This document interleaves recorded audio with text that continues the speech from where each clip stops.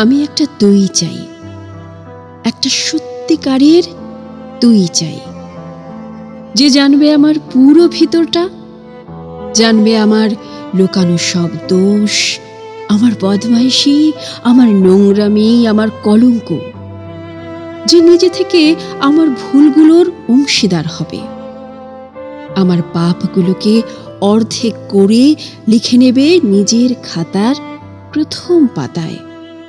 আমি এমন একটি তুই চাই, যাকে আমি নির্দ্বিধায় উপহার দেব আমার সব অনিয়ম, আমার অপারগতা, আমার বদভ্যেস, আমার উচ্ছৃঙ্খলতা।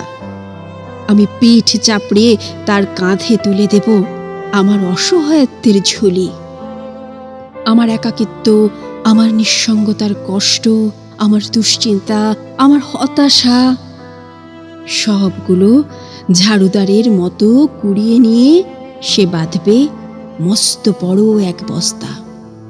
তারপর কুলির মতো মাথায় করে বয়ে নিয়ে যাবে সেই সব অভিশাপ, আর হাসতে হাসতে বলবে, ভীষণ ভারী রে, কি করে এতদিন বইলি এই বোঝা।